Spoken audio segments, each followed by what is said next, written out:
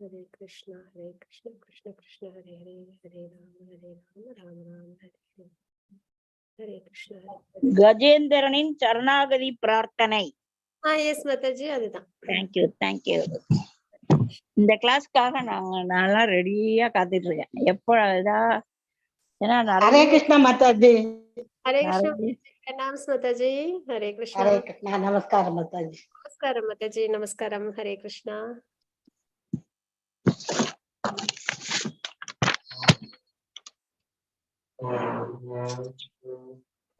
Hare Krishna. Krishna Hare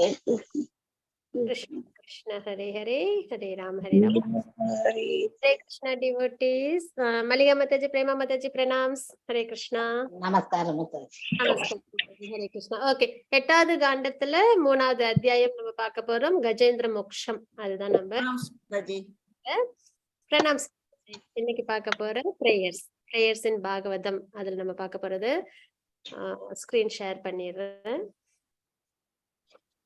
சின்ன பிள்ளையில இருந்து கேட்ட ஒரு யானை குளத்துல இறங்குச்சு, முதல்ல வாய கடிச்சது, பகவான் யானைய காப்பாத்தினாங்க அப்படின்னு. இதெல்லாம் இந்த கதையெல்லாம் யாரு மாதாஜி சொல்றாங்க? ஒருத்தரும் சொல்றது இல்ல. அதுதான் மாதாஜி, பகவானோட அனுகிரகம். நம்ம எல்லாம் கேட்டு வளர்ந்து இருக்கிறோம். அது வரைக்கும் நம்ம எல்லாம் கேட்டிருக்கோம். கேட்டிருக்கேன் மாதாஜி. இந்த கதையெல்லாம் யாரு இப்ப எங்க பேரண்ட் உட்காந்து கதை சொல்றாங்க, சாப்பாடே போட மாட்டேங்கிறாங்க, கதை எங்க இருந்து சொல்லுவாங்க? அப்ப நம்ம இன்னைக்கு பார்க்க போது நிறைய பிரேயர்ஸ் பார்த்துட்டு இருக்கோம். நிறைய ரியலைசேஷன்ஸ், பக்தர்களோட எண்ணங்கள், அந்த மூட் எல்லாம் நமக்கு தெரிய வருது. நமக்கும் ஒரு நல்ல ஒரு புரிதல். ஏன்னா இதெல்லாம் கேட்க கேட்க பக்தர்களோட பாதைகளை பார்க்க பார்க்கதான் நமக்கு ஒரு உத்வேகம் வரும். அதே சமயத்துல நமக்கும் பக்தி நல்லபடியா பிரதிபலிக்கும் இல்லைங்களா? அந்த வகையில நம்ம ரொம்ப சுக்ருத்தியோட பாகவதம் சீரீஸ் பார்த்துட்டு இருக்கோம். அதுல நம்ம இன்னைக்கு பார்க்க போறது கஜேந்திரரோட பிரேயர்ஸ் பார்க்க போறோம். பிரகலாத் பிரேயர்ஸ் நல்லபடியா நம்ம போன வாரத்தோட முடிச்சோம். இன்னைக்கு கஜேந்திர பிரேயர்ஸ். கஜேந்திர பிரேயர்ஸ் அப்படின்னும் போதே இது 8வது காண்டத்துல வர பாஸ்ட் டைம்ஸ். சரிங்களா? ஒரு மொத்தம் 12 காண்டங்கள் இருக்கு. அதுல 10 சப்ஜெக்ட் மேட்டர்ஸ் உண்டு இல்லைங்களா? பாகவதம் அப்படின்னும் போதே 10 சப்ஜெக்ட் மேட்டர்ஸ் சொல்லுவாங்க.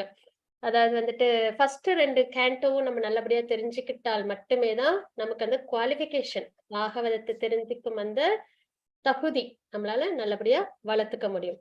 முதல் 2 கேண்டோஸும் கேட்கும் போது நல்லபடியா சப்மிசிவா ஃபுல்லா சரண்டர்டா. இன்னொரு தடவை சொல்லுங்க. ஃபர்ஸ்ட் 2 கேண்டோஸையும் நம்ம கேட்கும் போது நமக்கு பாகவதத்தை தெரிஞ்சுக்கும் அந்த பக்குவம் நமக்கு நல்லபடியா ஏற்படும்.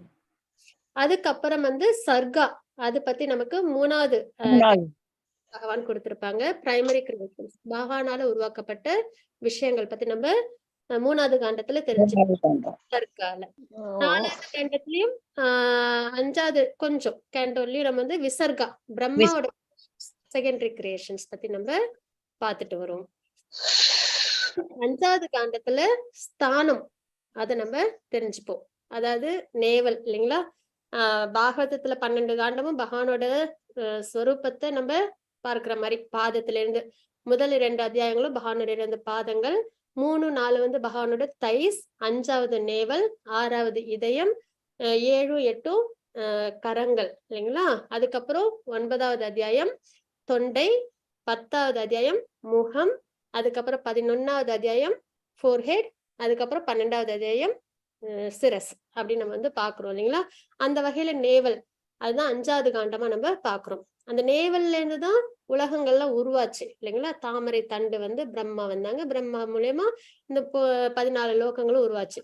அப்ப ஸ்தானம் கொடுக்கப்படுது. இந்த தேவர்களுக்கு இந்த இடம், பித்ருகளுக்கு இந்த இடம், அந்த மாதிரி ஒருத்தவங்களுக்கு ஒரு ஸ்தானம் கிடைக்குது இல்லைங்களா? அதெல்லாம் நம்ம தெரிஞ்சுக்கிறதுனாலதான் அந்த 5வது காண்டத்தை ஸ்தானம் அப்படின்னு நம்ம சொல்லுவோம்.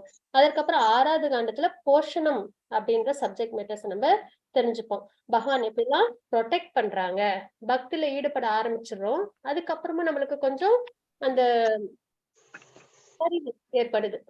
அதாவது யார் யார் ஸ்டோரிஸ் எல்லாம் நம்ம பார்ப்போம்னா அஜாமிலா ஸ்டோரிஸ், அதுக்கப்புறம் ஜடபரதர் அவங்களோட ஸ்டோரிஸ் எல்லாம் பார்ப்போம்.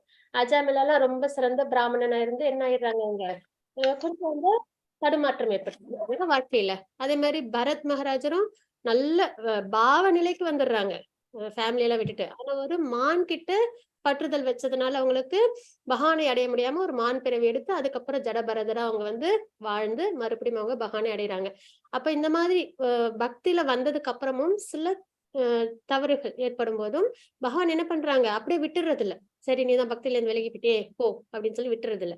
என்ன பண்றாங்க, அவங்கள திரும்பவும் தன்கிட்ட சேர்த்துக்கிறாங்க இல்லைங்களா. அதை பத்தி குறிப்பிடுறதுனாலதான் இதயத்திலயும் வச்சிருப்பாங்க பக்தர்கள் எல்லாம் இல்லைங்களா. அப்படின்னும் போது 6வது காண்டம் போஷணம் அப்படின்றத தெரிஞ்சுக்கிறோம். அதுக்கப்புறம் 7வது காண்டம் அது வந்து ஊத்தி அப்படின்னு சொல்லுவாங்க. அதாவது ஆஸ்பீஷியஸ் இன்ஆஸ்பீஷியஸ் இந்த 2 விஷயத்தையும் தெரிஞ்சுக்கிறது. பிரகலாத் மகாராஜரோட சரித்திரத்தை தான் நம்ம அதுல பாக்குறோம் இல்லைங்களா. பிரகலாத் மகாராஜர் மிக சிறந்த பக்தர். அதே ஹிரண்யகசிபு ரொம்ப பெரிய டீமன்.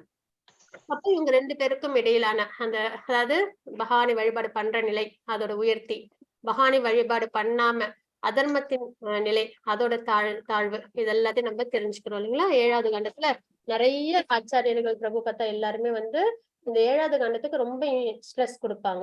ஏன்னா அதுலதான் நிறைய இன்ஸ்ட்ரக்ஷன்ஸ் பிரகலாத் மகாராஜரோட டீச்சிங்ஸ் தெரிஞ்சுப்போம், பிரேயர்ஸ் தெரிஞ்சுப்போம் இல்லைங்களா. இந்த மாதிரி நிறைய விஷயங்கள்லாம் நம்ம தெரிஞ்சுக்கிறதுனால அந்த காண்டம் ரொம்பவே கொஞ்சம் அதிகப்படியா ஸ்ட்ரெஸ் கொடுத்து ஆச்சாரியர்கள் நமக்கு சொல்லப்பட்டுச்சு. அப்படி இருக்கும்போது அது வந்து 7வது காண்டமா நம்ம பாக்குறோம். சப்ஜெக்ட் மேட்டர்ஸ்ல அது வந்து 5வதா வருது சரிங்களா. அதாவது ஊத்தி அப்படின்னு சொல்லுவாங்க. அதுக்கப்புறம் 8வது காண்டம் நம்ம இப்ப பார்க்க போறது அதுதான் வந்து மன்வந்தரம் அப்படின்னு சொல்லுவாங்க சரிங்களா. மன்வந்தரம் அப்படின்றது என்னன்னா மனுக்கள் ஆட்சி செஞ்ச காலங்களை பத்தி நம்ம தெரிஞ்சுப்போம். பிரம்மாவோட ஒரு ஆயுள் காலத்துல ஒரு நாள்ல அதாவது 1000 சதுர்யுக சுழற்சியில 14 மனுக்கள் ஆட்சி பண்றாங்கன்றத நம்ம பாக்குறோம் இல்லைங்களா. அதுல இப்ப உள்ள பிரம்மாவோட நாள் இப்போ உள்ள இந்த 1000 சுழற்சியில எந்தெந்த மனு எல்லாம் வராங்க, அவங்கவுங்க அந்த மனு கால அவகாசத்துல பகவான் எப்படி எல்லாம் வந்து அவதாரம் பண்றாங்க, எப்படி எல்லாம் கைட் பண்றாங்க. இப்ப நம்ம இருக்கிறது வைவஸ்வத மனு அவங்களோட காலத்துல இருந்து நம்ம பார்ப்போம் சரிங்களா. இந்த மாதிரி மன்வந்த் இந்த விஷயங்கள்லாம் பத்தி நம்ம நிறைய தெரிஞ்சுக்கிறது 8வது காண்டம். அதுலதான் நம்ம கஜேந்திர மோட்சம் பத்தி நம்ம தெரிஞ்சுப்போம் சரிங்களா. நிறைய ஆக்டிவிட்டிஸ் மனுக்கள் காலங்கள்ல என்னெல்லாம் கிடையாது. அதாவது இப்ப உள்ள பிரம்மாவோட நாள் கணக்கு நம்மளும் இருக்கும் அதுல. அப்ப நம்மலாம் அதுல இருக்கும். கிருஷ்ணரோட அவதாரம் இருக்கு, சைத்தன்ய மகாபிரபுவோட அவதாரம் இருக்கு, நம்மளும் இருக்கும். எல்லாரும் அதுல இப்ப நம்ம வாழ்ந்துட்டு இருக்கோம். அந்த காலகட்டங்களை பத்தி நம்ம தெரிஞ்சுக்கிறது தான் இந்த 8வது காண்டம் மன்வந்தரம் அப்படின்னு சொல்லுவாங்க. 6வது சப்ஜெக்ட் மேட்டரை நம்ம பாக்குறோம். அப்புறம் ஈஷானு கதா அப்படின்றதா 9வது காண்டம். அதுல வந்து பகவானை பத்தி ராமர் பரசுராமர் இவங்களோட பாஸ்ட் டைம்ஸ் எல்லாம் நம்ம தெரிஞ்சுக்கிறது. அதுக்கப்புறம் 10வது காண்டம் அப்படின்றதுதான் பகவானோட பிரத்யேகமா இல்லைங்களா. அது வந்து ஆශ්‍රய அப்படின்னு சொல்லுவாங்க, பகவான்கிட்ட சரணாகதி எடுக்கிறது. அப்புறம் 9வது காண்டம் வந்து முக்தி, உத்தவ கீதை இதெல்லாம் இருக்கும். அதெல்லாம் தெரிஞ்சுக்கும் போது நமக்கு முக்தி பத்தின விஷயங்கள் தெரிய வரும். அதுக்கப்புறம் 12வது காண்டம் வந்து நிரோதஷா அப்படின்னு சொல்லுவாங்க. அதாவது அனிகிலேஷன் ஏற்படும் இல்லைங்களா. அதாவது பரிஷித் மகாராஜர் அந்த 7 நாளும் பாகவதத்தை நல்லபடியா கேட்டு அவங்க பகவானை அடைவாங்க அந்த 12வது காண்டம் முடியும் போது. அப்ப அது வந்து அனிகிலேஷனுக்கு நிகரா இருக்கும். இந்த மாதிரி 10 சப்ஜெக்ட் மேட்டர்ஸ். அதுல நம்ம இன்னைக்கு பார்க்க போறது 8வது காண்டம். அதுல கஜேந்திர மோட்சம் மன்வந்தரத்தை பத்தி நிறைய குறிப்புகள் இருக்கும். அதுல கஜேந்திரரோட பாஸ்ட் டைம்ஸ் பத்தி நம்ம பார்க்க போறோம் சரிங்களா. இந்த மன்வந்தரம் அப்படின்னும் போதே ஒரு மனு அவங்க காலகட்டத்திலையும் சரிங்களா 6 பர்சனாலிட்டிஸ் பிரத்யேகமா இருப்பாங்க சரிங்களா. 6 பர்சனாலிட்டிஸ் பிரத்யேகமா இருப்பாங்க. அவங்களாம் யார் யாரு அப்படின்றதையும் நம்ம ஒரு சின்ன ஏன்னா இப்போ ஹரிதான் வந்து என்ன பண்ண போறாங்க, காப்பாத்த போறாங்க. யாரு, கஜேந்திரன் இல்லைங்களா. அப்ப ஹரின்றவங்க அப்படின்னு நம்ம தெரிஞ்சுக்கணும் இல்லையா. அந்த வகையில தான் நம்ம இந்த மன்வந்தரங்கள்ல யாரு முக்கியமா ஒரு மனு ஸ்வயம்புவ மனு அப்படின்னு நம்ம ஒரு கணக்கு எடுத்துக்கிறோம். 14 மனுக்கள் இருக்காங்க இல்லைங்களா. அந்த மனுக்கள் ஒவ்வொரு மனுக்கிட்டையும் அந்த ஆட்சி காலத்திலயும் 6 பிரதானமான பர்சனாலிட்டிஸ் இருப்பாங்க. ஃபர்ஸ்ட் எந்தெந்த மனு அப்படின்றது நம்மளுக்கு தெரிய வரும். ஸ்வயம்புவ மனு, அதுக்கப்புறம் வந்துட்டு சரோஷிச்சா அப்படின்ற மனு, அப்புறம் உத்தமா, அப்புறம் தாமச. இந்த தாமச மனு இருக்காங்க இல்லைங்களா, அவங்களோட ஆட்சி காலத்துலதான் கஜேந்திர மோட்சம் நடந்தது சரிங்களா? இப்ப இவ்வளவு இன்டெப்த் நம்ம போக வேணாம் கஜேந்திர பிரேயர்ஸ்க்கு. ஆனா யார் யாரு பிரதானமா இருப்பாங்கன்றது தெரிஞ்சுக்கும் போதுதான் ஹரி வந்து பகவான் ஹரி வந்து அவங்கள காப்பாத்துறாங்கன்றது நம்மளுக்கு தெரிய வரும். அப்போ மனுவோட ஆட்சி காலத்துல மனு ஒரு மனு சிறந்திருப்பாங்க. 14 மனுல ஒரு மனுவோட ஆட்சி காலம். அப்புறம் மனுவோட புத்திரர்கள் யாரு அப்படின்றதும் நம்மளுக்கு தெரிய வரும் இந்த 8வது காண்டத்துல. அப்புறம் தேவர்கள் யாரு பிரதானமா இருப்பாங்க, இந்திரனா யாரு இருப்பாங்க. இப்ப பாத்தீங்கன்னா ஸ்வயம்புவ மனுல வந்துட்டு பகவானே தான் இந்திரனாவும் இருப்பாங்க. இந்திரனோட போஸ்ட்ல பகவானே தான் யஜ்ஞ புருஷரா இருப்பாங்க. அதுக்கப்புறம் சேஜஸ்ல உயர்ந்த சேஜஸ் யாரு வழிகாட்டியா இருப்பாங்க அப்படின்னு. அதே மாதிரி மன்வந்தரத்துல எல்லாம் பகவான் ஒரு அவதாரம் எடுப்பாங்க. ஒரு மனுவோட ஆட்சி அப்பவும் அவதாரம் எடுப்பாங்க. அப்படி பாக்குறதுலதான் யாரு ஹம்ச அவதாரம் அப்படின்னு சொல்லுவாங்க. சரிங்களா? அதுல வந்து சுயம்பு மனுவோட காலத்துல கபிலரா யஜ்ஞ புருஷரா பகவான் அவதாரம் பண்ணாங்க. அந்த மாதிரி இப்போ தாமச மனு 4வது மனு தாமச மனுவோட ஆட்சி காலத்துல நம்ம இருக்கிறது 7வது மனுவோட ஆட்சி காலத்துல இருக்கோம். வைவஸ்வத மனுவோட ஆட்சி காலத்துல நம்ம இருக்கோம். கஜேந்திர மோட்சம் நடந்தது 4வது மனு ஆட்சி காலத்துல. அந்த 4வது மனுவோட பெயர் வந்து தாமச மனு. அவங்களோட ஆட்சி காலத்துல பகவான் அவதாரம் அப்படின்றது பார்க்கும்போது என்னன்னா ஹரி அப்படின்ற ரூபத்துல பகவான் வந்து அவதாரம் எடுக்கிறார். அதாவது ஹரிணி ஹரிமேதா இவங்களுக்கு எல்லாம் பிறந்தவங்கதான் ஹரி அப்படின்றத நம்ம பாக்குறோம். சரிங்களா? நிறைய அவதாரம் எல்லாம் பாக்குறோம் இல்லைங்களா? பகவானோட ஹிடன் அவதாரம்ஸ்னு குண அவதாரம்னு போது பிரம்மாவா சிவபெருமானா மகாவிஷ்ணுவா பாக்குறோம் இல்லைங்களா? அதே மாதிரி சக்தி ஆவேஷ அவதாரம்னு பாக்குறோம். அது மாதிரி மன்வந்திர அவதாரத்துல 4வது மனு ஆட்சி காலத்துல பகவானோட அவதாரத்தோட பெயர் ஹரி அப்படின்றத நம்ம தெரிஞ்சுக்கிறோம். அவங்கதான் வந்து கஜேந்திரனை பாதுகாக்கிறாங்க அப்படின்ற வரைக்கும் நம்ம தெரிஞ்சுக்கிறோம். இப்போ ஒரு கண்டினியூட்டி நமக்கு இந்த மன்வந்தரம் இந்த 8வது காண்டோல கஜேந்திர மோட்சத்தோட நமக்கு இப்ப கிடைக்க வருது. சரிங்களா? இப்ப நம்ம மாதாஜி இந்த இது வந்து எத்தனாவது மனுனுடைய காலத்துல 4வது மனு 4வது மனு தாமச மனுவோட ஆட்சி காலத்துல தாமச அந்த மனுவுக்கு பேரு தாமச அவங்க ஆட்சி காலத்துல தான் இந்த கஜேந்திர பாசம். அப்போ பகவான் அவதாரம் ஒவ்வொரு மனு காலத்திலயும் பகவான் அவதாரம் எடுப்பாங்க இல்லைங்களா? அப்ப எடுக்கிற அவதாரத்தோட பெயர் ஹரி அப்படின்றதுதான். சரிங்களா? ஹரே கிருஷ்ணா. ஓகே, இப்ப நம்ம கஜேந்திர பிரேயர்ஸ் பார்க்கலாம். அதுக்கு முன்னாடி நம்ம மங்களாச்சரண் வாசிச்சிடலாம். ஓம் அஜ்ஞானதிமிராந்தஸ்ய ஞானாஞ்சனசலாகயா சக்ஷரோன்மிலிதம் येन तस्मै श्री गुरुवे नमः. श्री चैतन्य मनोभीष्टं स्थापितं येन भूतले स्वयं रूप गदामह्यं ददाति स्वपदान्तिकं वन्देऽहं श्रीगुरुर्श्रीयुतपदकमलं श्रीगुरून् वैष्णवांश्च श्रीरूपं साग्रजातं सहन रघुनाथान्वितं तं सजीवं साद्वैतं सावधूतं परिजनसहितं कृष्णचैतन्यदेवं श्रीराधा कृष्णपादान् सहन ललिता श्रीविशाखान्वितांश्च हे कृष्ण करुणा सिंधु दीनबंधो जगत्पते गोपेश गोपिका कांत राधा कांत नमोस्तुते तप्त कांचन गौरांगी राधे वृंदावनेश्वरी वृषभानुसुते देवी प्रणमामि हरिप्रिये वाञ्छाकल्पतरुभ्यश्च कृपा सिन्धुभ्येव च पतितानां पावनेभ्यो वैष्णवेभ्यो नमो नमः. नमो विष्णुपादाय कृष्णप्रस्थाय भूतले श्रीमते भक्तिवेदान्त स्वामिनिति नामिने नमस्ते सरस्वती देवे गौरवाणी प्रचारिणे निर्विशेष शून्यवादी पुरुषोत्तमसतारिणे. जय श्री कृष्ण चैतन्य प्रभु नित्यानंद श्री अद्वैत गदाधर श्रीवासादि गौर भक्त वृंद. हरे कृष्णा कृष्ण कृष्णा हरे हरे हरे राम राम राम हरे हरे. ओम नमो भगवते वासुदेवाय. ओम नमो भगवते वासुदेवाय. ओम नमो भगवते वासुदेवाय. हरे कृष्णा डिवोटीஸ். கஜேந்திர பிரேயர்ஸ் பார்க்க போறோம். 8வது காண்டத்துல 3வது அத்தியாயம். இப்போதைக்கு பத்மா மாதாஜி ஹேண்ட் ரைஸ் பண்ணிருக்கீங்க. மாதாஜி இந்த இன்ட்ரோ வாசிச்சு கொடுங்க மாதாஜி. ஹரே கிருஷ்ணா. ஹரே கிருஷ்ணா மாதாஜி. அத்தியாயம் 3 கஜேந்திரனின் சரணாகதி பிரார்த்தனை. இந்த அத்தியாயத்தில் யானைகளின் அரசனான கஜேந்திரனின் பிரார்த்தனைகள் விவரிக்கப்பட்டுள்ளன. யானைகளின் அரசன் முற்பிறவியில் இன்ட்ரக்யூம்னன் எனப்பட்ட ஒரு மனிதனாக இருந்ததென்றும் அது பரமபுருஷரின் ஒரு துதியை அப்போது கற்றுக்கொண்டது என்றும் காணப்படுகிறது. அதிர்ஷ்டவசமாக அத்துதியை அது ஞாபகத்தில் வைத்திருந்ததுடன் அதை தனக்குத்தானே உச்சரிக்கவும் துவங்கியது. முதலாவதாக அது தனது மரியாதை கலந்த வணக்கங்களை பரமபுருஷருக்கு சமர்ப்பித்தது.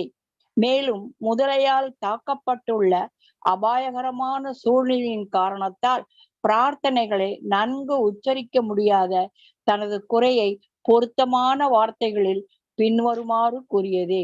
முழுமுதற் கடவுள் எல்லா காரணங்களுக்கும் மூல காரணமும் ஆதி புருஷருமாவார். அவரிடமிருந்தே அனைத்தும் தோன்றியுள்ளன. பிரபஞ்சம் தோற்றத்திற்கான மூல காரணமும் அவரே. மேலும் பிரபஞ்சம் முழுவதும் அவரையே சார்ந்துள்ளன. இருப்பினும் அவர் உன்னதமானவராவார். ஏனெனில் ஜட உலகுடன் சம்பந்தப்பட்டுள்ள அனைத்தையும் அவர் தமது பகிரங்க சக்தியின் வாயிலாகவே நிறைவேற்றுகிறார். தமது நித்திய வாசஸ்தலமாகிய வைகுண்டம் அல்லது கோலோக பிருந்தாவனம் எனும் ஆன்மீக உலகில் அவர் தமது நித்தியமான திருவிளையாடுகளில் ஈடுபட்டிருக்கிறார். ஜட உலகம் அவரது பகிரங்க சக்தியின் அல்லது ஜட இயற்கையின் ஓர் உற்பத்தியாகும். இச்சக்தி அவரது ஆணைக்கு கட்டுப்பட்டு இயங்குகிறது. இவ்வாறாக படைத்தல், காத்தல் மற்றும் அழித்தல் ஆகியவை நிகழ்கின்றன. எல்லா காலங்களிலும் பகவான் உயிர் வாழ்கிறார். பக்தரற்ற ஒருவரால் இதை புரிந்து கொள்வது மிகவும் கஷ்டமாகும். உன்னதமான முழுமுதற் கடவுள் அனைவராலும் உணரப்படக்கூடியவர் என்றாலும் தூய பக்தர்கள் மட்டுமே அவரது இருப்பையும் செயல்களையும் அறிகின்றனர். பரமபுருஷ பகவான் பௌதிகமான பிறப்பு, இறப்பு, மூப்பு மற்றும் நோய் ஆகியவற்றிலிருந்து முற்றிலும் விடுபட்டவராவார். உண்மையில் இந்த ஜட உலகில் உள்ள எவரேனும் அவரிடம் புகலிடம் கொள்வாராயின் அவரும் அதே உன்னதமான நிலையில் நிலை பெற்றவராக ஆகின்றார். பக்தனின் திருப்திக்காக பரித்ராணாய சாதுனாம் பகவான் தோன்றி அவரது திருவிளையாடுகளை வெளிப்படுத்துகிறார். அவரது தோற்றம், மறைவு மற்றும் பிற திருவிளையாடுகள் ஆகியவை சிறிதும் பௌதீகமானவை அல்ல. இந்த ரகசியத்தை அறிந்துள்ளவரால் பகவானின் ராஜ்யத்திற்குள் புக முடியும். பகவானில் எல்லா பொருட்களும் இணங்கி போகுமாறு செய்யப்படுகின்றன. எல்லோருடைய இதயத்திலும் பகவான் இருக்கிறார். அவரே அனைத்தையும் ஆள்பவரும் அனைத்து செயல்களுக்கும் சாட்சியாக இருப்பவருமாவார். மேலும் அவரே எல்லா ஜீவராசிகளுக்கும் மூல பிறப்பிடம் ஆவார். உண்மையில் அனைத்து ஜீவராசிகளும் அவரது பின்ன பகுதிகளே ஆவார். ஏனெனில் அவரே இந்த ஜட உலகில் உள்ள அனைத்து ஜீவராசிகளின் தோற்றத்திற்கு காரணமாகிய மகாவிஷ்ணுவின் காரண மூலமாவார். நமது புலன்களின் செயல்களை பகவானால் கண்காணிக்க முடியும். பகவானின் கருணையாலேயே இப்புலன்கள் இயங்கி பௌதீக பலன்களை அடைகின்றன. அனைத்திற்கும் அவரே ஆதி மூலமாக இருப்பினும் அவரிலிருந்து உற்பத்தியாகும் எப்பொருளாலும் அவர் தொடப்படுவதில்லை. இவ்விதமாக அவர் ஒரு தங்கச் சுரங்கத்திற்கு ஒப்பானராவார். தங்கச் சுரங்கம் தங்கத்தின் பிறப்பிடமாகும். இருப்பினும் அது ஆபரணங்களிலிருந்து வேறுபட்டதாகும். பஞ்சராத்திரங்களில் நியமிக்கப்பட்டுள்ள முறையால் பகவான் பூஜிக்கப்படுகிறார். அவரே நமது அறிவின் மூலமாவார். மேலும் அவரால் நமக்கு முக்தியை அளிக்க முடியும். ஆகவே பக்தர்களின், குறிப்பாக ஆன்மீக குருவின் உபதேசங்களுக்கு ஏற்ப அவரை புரிந்து கொள்வது நமது கடமையாகும். நமக்கு சத்வகுணம் மறைக்கப்பட்டதாக இருப்பினும் புண்ணிய புருஷர்களின் அல்லது ஆன்மீக குருவின் உபதேசங்களை பின்பற்றுவதன் மூலமாக பௌதீக பந்தங்களில் இருந்து நம்மால் விடுபட முடியும். சுய பிரகாசம் கொண்டதான முழுமுதற் கடவுளின் பௌதீக ரூபம் பக்தர் அற்றவர்களால் பூஜிக்கப்படுகிறது. அவரது அருவமான ரூபம் ஆன்மீக அறிவில் முன்னேறியவர்களால் பூஜிக்கப்படுகிறது. அவரது அருவமான ரூபம் ஆன்மீக அறிவில் முன்னேறியோர். மேலும் பரமாத்மா ரூபத்தில் உள்ள அவரது அம்சம் யோகிகளால் போற்றப்படுகிறது. ஆனால் பக்தர்களால் மட்டுமே ஒரு நபராக உள்ள அவரது மூல உருவத்தை புரிந்து கொள்ள முடிகிறது. அந்த பரமபுருஷ பகவான் பகவத்கீதையில் உள்ள அவரது உபதேசங்களின் வாயிலாக பந்தப்பட்ட ஆத்மாவின் அறியாமையை போக்கும் தகுதி படைத்தவர் ஆவார். அவர் கடலளவு உன்னத இயல்புகளை கொண்டவர். மேலும் தேகாபிமானத்திலிருந்து விடுபட்டவர்களான முக்தி பெற்றவர்களால் மட்டுமே அவர் அறியப்படக்கூடியவராவார். அவரது அகாரணமான கருணையால் அவர் பந்தப்பட்ட ஆத்மாக்களை ஜட பந்தத்திலிருந்து காப்பாற்றுவதுடன் அவர்கள் தமது அந்தரங்க சகாக்களாக இருப்பதற்கு அவர்களை தமது திருலோகத்திற்கு திரும்பி போக வழி அமைக்கிறார்.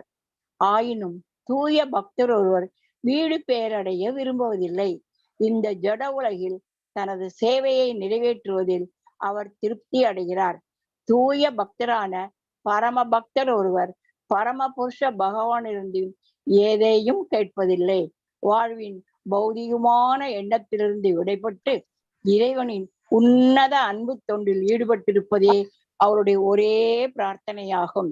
இவ்விதமாக பகவானை தேவர்களில் ஒருவர் என்று தப்பெண்ணம் கொள்ளாமல் யானைகளின் அரசனான கஜேந்திரன் பரமபுருஷ பகவானிடம் நேரடியாக பிரார்த்தனை செய்தது. அதை காண தேவர்களில் ஒருவரும் வரவில்லை. பிரம்மோவோ அல்லது சிவனோ கூட வரவில்லை. மாறாக முழுமுதற் கடவுளாகிய நாராயணர் கருடனின் மேல் அமர்ந்தமாறு அதன் முன் தோன்றினார். கஜேந்திரன் தனது தும்பிக்கையை தூக்கி பகவானை வணங்கியது.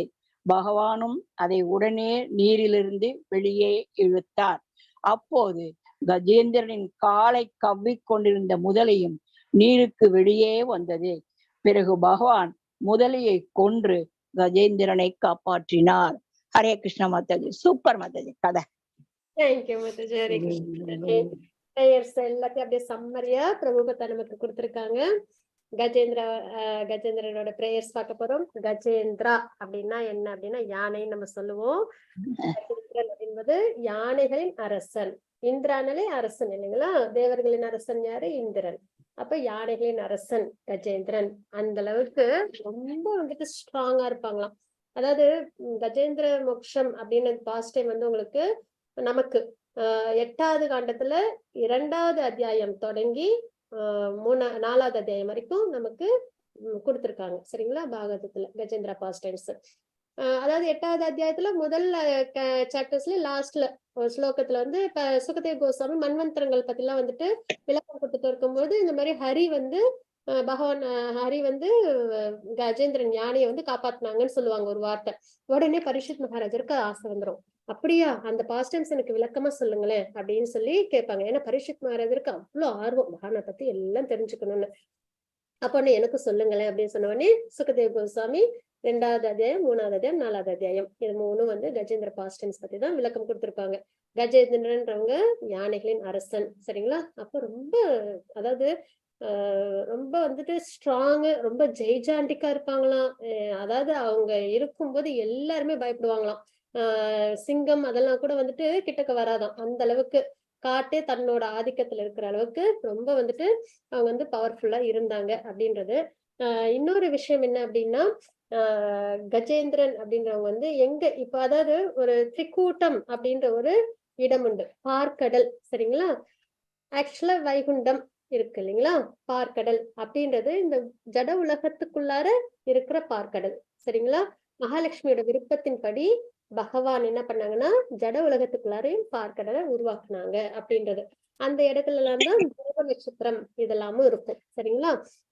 அந்த மாதிரி அந்த துருவ நட்சத்திரம், பார்க்கடல் இதெல்லாம் இருக்கிற இடத்துல திரிகூட்டம் அப்படின்ற ஒரு இடம் உண்டு.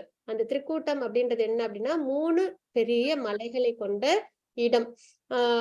அதாவது இரும்பால செய்யப்பட்ட மலை, சில்வர் வெள்ளியால, தங்கத்தால செய்யப்பட்ட 3 பெரிய மலைகள் இருக்கும். அதுக்கப்புறம் குட்டி குட்டி மலைகள்ல நல்ல ஜுவல்ஸ் எல்லாம் வச்சு நல்ல அலங்காரம் பண்ணி நல்ல அழகா இருக்கும். பார்க்கறதுக்கு ரொம்ப ரம்மியமான இடமா இருக்கும். சரிங்களா? அந்த மாதிரி ஒரு எல்லாமே பூக்கள், பழங்கள் எல்லா சீசன்லயுமே ரொம்ப அப்படியே நீர்வீழ்ச்சி கிறிஸ்டல் கிளியர் வாட்டர், இந்த மாதிரி நல்ல அழகா ரம்மியமான இடம் தான் அந்த திரிக்கூட்டம் அப்படின்ற இடம். இது வந்து பார்க்கடல்ல இருக்கு. சுத்தி மில்க் ஓஷன், நமக்குலாம் இங்க சால்ட் வாட்டர் இருக்கு இல்லைங்களா, கடல் தண்ணின்னா நம்மளுக்கு சால்ட் வாட்டர், உப்பு தண்ணி. அங்க வந்து பார்க்கடல் சுத்தி இருக்கும். சரிங்களா, இந்த மாதிரி ரம்மியமான இடம். தேவர்கள்லாம் நம்ம ஏதாவது நம்ம போவோம் இல்லைங்களா லெஷரா, இது சம்மர் சீசன் வின்டர் சீசன் நம்ம உடனே அப்படியே ஒரு டூர் மாதிரி எங்கேயாவது போவோம் ஃபேமிலியோட. அந்த மாதிரி தேவர்கள்லாம் ஒரு லெஷரா ஒரு இடத்துக்கு போகணும்னா திரிக்கூட்ட மலைக்கு தான் போவாங்களாம். அங்க போயிட்டு அங்க கேவ்ஸ் எல்லாம் இருக்குங்களாம். அங்க போய் அழகா தங்கி நல்லா அவங்க நல்லா என்ஜாய் பண்ணிட்டு ஸ்போர்ட்ஸ் எல்லாம் நல்லா பண்ணிட்டு அப்புறம் திரும்பி அவங்க வருவாங்க. இந்த மாதிரி ஒரு என்ஜாய் பண்ற இடம் தான் திரிக்கூட்டம். அந்த திரிக்கூட்டத்துல ரிதுமத் அப்படின்ற ஒரு கார்டன் இருக்கு. சரிங்களா, அந்த ரிதுமத் அப்படின்ற கார்டன் வந்து அதுவும் என்னன்னா அது வந்து வருணன், தேவர்கள்ல வருணன் ஒருத்தவங்க இருப்பாங்க இல்லைங்களா, மழையை கொடுக்குற கடவுள், அவங்களோட ஆதிக்கத்தின் கீழே உள்ளதுதான் அந்த ரிதுமத் அப்படின்ற கார்டன். அதுவும் ரொம்ப அழகா ரம்யமா இருக்கும். அங்க வந்து தாமரை பூக்கள் இதெல்லாம் நிறைஞ்ச நிறைய ஆறுகள் குளங்கள் இதெல்லாம் இருக்கும். சரிங்களா, நிறைய அனிமல்ஸ் ஃப்ரூட்ஸ் ட்ரீஸ் இதெல்லாம் நிறைய இருக்கும். அதுவும் ரொம்ப ரம்யமான இடம் அந்த திரிக்கூட்டம் மலையில ரிதுமத்ன்ற கார்டன். அங்க ஒரு லேக் ஒண்ணு இருக்கு. சரிங்களா, அந்த லேக் தான் வந்து தாமரை பூக்கள்லாம் நிறைஞ்சு இருக்கிற ஒரு லேக். இப்ப என்ன பண்றாங்கன்னா கஜேந்திரன் அந்த பக்கமா அந்த திரிக்கூட்டம் அந்த மலைக்கு வராங்க. அவங்க வந்து ஃபேமிலியோட வராங்க, ஃபேமிலி ஃப்ரெண்ட்ஸ் குழந்தைங்களோட அவங்க வராங்க, வந்து சந்தோஷமா லைஃப் என்ஜாய் பண்றதுக்காக டூருக்கு. சரியா, அப்படி வரும்போதே அவங்க அந்த ஸ்ட்ரென்த்தை காமிக்கிற அந்த விதமே நல்லா அப்படியே மரத்தெல்லாம் யானை அப்படியே வேரோட எடுக்கும் இல்லைங்களா, அந்த மாதிரி எடுத்து அப்படியே எல்லாத்தையும் நசுக்கி அப்படியே ஒரு மாதிரி பிளிர்ந்து அந்த இது சத்தம் நல்லா போட்டு அப்படியே அவங்க ரொம்ப ஜெய்ஜாண்டிக்கா வராங்க. ரொம்ப பெருசா சக்தியோட அவங்கள பார்த்தாலே எல்லாருக்கும் பிரமிப்பா இருக்கும், அந்த அளவுக்கு அவங்க இருக்காங்க. அப்போ அவங்க சுத்தி நிறைய வைஃப்ஸ், ஒரு வைஃப்ல இல்ல நிறைய வைஃப்ஸ், நிறைய குழந்தைங்க, குட்டி குட்டி யானைகள், எல்லா ஃப்ரெண்ட்ஸ் எல்லாம் வராங்க. வந்து என்ன பண்ணாங்கன்னா அந்த லேக்ல வந்துட்டு அந்த அந்த லேக்ல அந்த ரிதுமத்ன்ற அந்த கார்டன்ல உள்ள லேக்ல வந்து காலை ரெண்டுத்தையும் அந்த லேக்குள்ளார வச்சுக்கிட்டு அந்த லேக்ல இருந்து தண்ணி 4 காலையும் உள்ளார வச்சுட்டு தண்ணியை எடுத்து எடுத்து அந்த ஒய்ஃப்ஸ் மேல குழந்தைங்க மேல எல்லாம் அவங்க போடுறாங்க. அதெல்லாம் அவங்க மேல தெளிக்கும் போது அவங்க ஒய்ஃப்க்கு குழந்தைங்களுக்கு எல்லாம் ரொம்ப சந்தோஷமா இருக்கு. இதை இவங்களும் ரொம்ப சந்தோஷமா நிறைய தடவை செஞ்சுக்கிட்டே இருக்காங்க. சரிங்களா, அப்ப என்ன ஆகுது, இப்படிதான் நம்மளும் இல்லையா, இதைதான் ஆச்சாரியர்கள் எல்லாம் சொல்லுவாங்க, சீனியர் டிவோட்டிஸ் எல்லாம். நம்மளும் என்ன பண்ணுவோம், நிறைய நம்ம குழந்தைங்களுக்கு ஹஸ்பண்டுக்கு ஒய்ஃப்க்கு இவங்களுக்கு எல்லாம் பிடிச்சதெல்லாம் நம்ம செய்யும்போது நமக்கு ஒரு சந்தோஷம் இல்லைங்களா, அதுக்காக நம்ம ரொம்ப சிரமப்படுவோம். இப்ப ஜென்ஸ்ல நல்லா கஷ்டப்பட்டு வேலை செஞ்சு வந்து ஒய்ஃப் குழந்தைங்களாம் சந்தோஷப்படுறதை பார்த்து அவங்களும் சந்தோஷப்படுவாங்க. அதே மாதிரி மனைவியும் அதே மாதிரி தன்னோட கணவன் குழந்தைங்க சந்தோஷப்படுறதை பார்த்து சந்தோஷப்படுவோம் இல்லைங்களா. இதுதான் மெட்டீரியல் உலகத்தோட வாழ்க்கையா இருக்கு. அந்த கஷ்டமே தெரியாது, கஷ்டப்பட்ட அந்த இதுவே தெரியாம அந்த சந்தோஷம் அவங்க படுறதுல நம்ம சந்தோஷப்படுவோம். அந்த மாதிரி கஜேந்திரன் என்ன பண்றாங்க, நிறைய தடவை வாட்டரை எடுத்து எடுத்து அவங்க மேல ஸ்பிரிங்கிள் பண்றாங்க. அவங்க ஒய்ஃப் குழந்தைங்க எல்லாம் ரொம்ப சந்தோஷப்படுறாங்க. ரொம்ப சந்தோஷம் ஆயிடுது இவங்களுக்கும். இப்படி நடந்துகிட்டே இருக்கு, அவங்களுக்கும் டயர்ட்னஸே வரல. இப்ப என்ன ஆச்சு, அந்த முதல்ல ஒண்ணு இருக்கும் இல்லையா அந்த இதுல அதுக்கு டிஸ்டர்ப் ஆயிடுது. கஜேந்திரன் வந்து இந்த மாதிரி எல்லாம் என்ஜாய் பண்றதுல அது என்ன பண்ணிது, உடனே வந்து இது கஜேந்திரனோட காலை கெட்டியா பிடிச்சுக்குது. உடனே கஜேந்திரன் அவங்கதான் ரொம்ப வீரம் சிறந்த ஸ்ட்ரென்த்ல நிறைஞ்சவங்களாச்சே, சரி முதல்ல தானே அப்படின்னு காலை உதறி உதறி பாக்குறாங்க. சரி 1 நிமிஷத்துல போயிடும், 2 நிமிஷத்துல போயிடும், 5 நிமிஷத்துல போயிடும், 1 மாசம் 1 வருஷம் இப்படி உதறி உதறி பாக்குறாங்க, போகவே இல்லை. அது நல்லா கெட்டியா பிடிச்சுக்கிட்ட உடனே இவங்களால கடைசி வரைக்கும் போராடி பாக்குறாங்க. ஏன்னா ஒரு சிலவங்களுக்கு ஒரு சில இடத்துல தான் ஆதிக்கம் அதிகமா இருக்கும் இல்லைங்களா. மீனுக்கு தண்ணீர்ல ஆதிக்கம், முதலைக்கு தண்ணீர்ல ஆதிக்கம், அனிமல்ஸுக்கு நிலத்துல ஆதிக்கம். இப்ப முதல்ல வந்து நிலத்துல இருக்கும்போது கஜேந்திரன் காலை கடிச்சிருந்ததுன்னா ஒய்ஃபு குழந்தைங்க எல்லாம் சேர்ந்து ஃப்ரெண்ட்ஸ் எல்லாம் சேர்ந்து கஜேந்திரனும் சேர்ந்து அந்த முதலே 1 நிமிஷத்துல கொண்டிருப்பாங்க இல்லைங்களா. ஆனா இப்போ கஜேந்திரன் எங்க இருக்காங்க, தண்ணிக்குள்ளார இருக்காங்க. தண்ணிக்குள்ளார அவங்களுக்கு பவர் கம்மி, அங்க அவங்களுக்கு அவங்களோட சக்தி பலிக்காது. ஆனா முதலைக்கு எங்க சக்தி அதிகம், தண்ணிக்குள்ளார. அதனால அது நல்லா கெட்டியா காலை பிடிச்சுக்குது. இப்படி 1000 வருஷம் அந்த போராட்டம் நடந்துட்டு இருக்கு. முடிஞ்ச வரைக்கும் ட்ரை பண்ணி பாக்குறாங்க கஜேந்திரன் வெளியில வர. அவங்க ஒய்ஃபு குழந்தைங்க ஃப்ரெண்ட்ஸ் எல்லாம் அந்த பக்கம் நின்னு காப்பாத்த முடியாம அவங்களும் அங்க பரிதவிச்சிட்டு இருக்காங்க. அப்படிதான் இல்லைங்களா, இந்த ஜட உலகத்துல நம்மளும் நம்ம ஃபேமிலி எல்லாருமே இருப்போம். ஆனா ஒரு கஷ்டம் வலி வேதனைன்னா அதை நம்ம தான் அனுபவிக்கணும். பக்கத்துல சுத்தி உள்ளவங்களாம் ஹெல்ப் பண்ணணும்னு நினைப்பாங்க, ப்ரொடெக்ட் பண்ணணும்னு நினைப்பாங்க. ஆனா சக்தி அவங்க கிட்ட இருக்காது, ஹெல்ப் பண்ணக்கூடாதுன்னு நினைக்க மாட்டாங்க.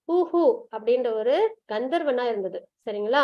அப்ப அதுவும் என்ன பண்ணிடுது அப்படின்னா ஒரு அஃபென்ஸ் பண்ணிடுது. ஊஹுவா சாரி கந்தர்வனா இருக்கும்போது ஒரு அஃபென்ஸ் பண்ணிடுறாங்க.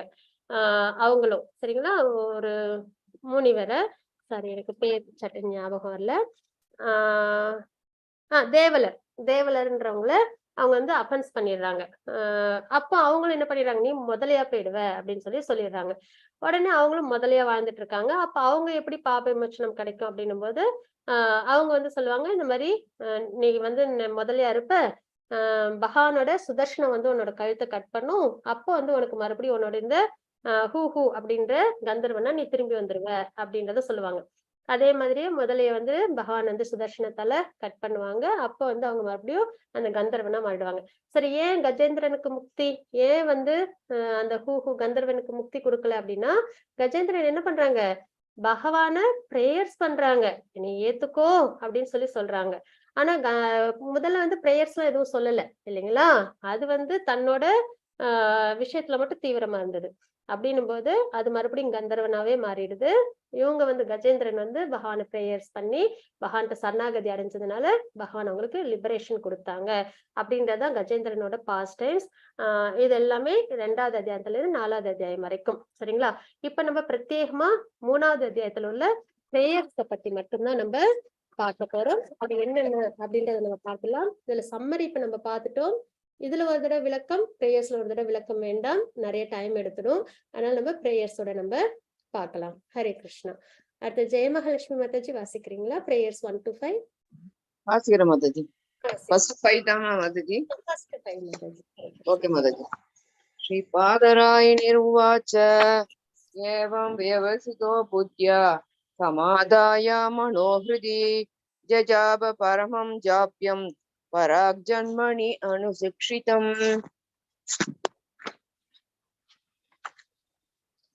மொழிபெயர்ப்பு. ஸ்ரீ சுகதேவ சுவாமி தொடர்ந்து கூறினார். அதன் பிறகு யானைகளின் அரசனான கஜேந்திரன் அதன் மனத்தை பூரணமான அறிவுடன் தன் இதயத்தில் பதிய செய்தது. பிறகு ஸ்ரீ கிருஷ்ணரின் கருணையினால் ஞாபகத்திற்கு வந்த ஒரு மந்திரத்தை அது உச்சரித்தது. இம்மந்திரம் முற்பிறவில் அது இந்திரத்யும்னாக இருந்தபோது கற்றதாகும். பதம் 2. ஸ்ரீ கஜேந்திர உவாச்ச ஓம் நமோ பகவதே தஸ்மை யத ஏதச்சித் ஆத்மகம் புருஷாய யாதி பீஜாய வரேச்சாய விதீமஹி.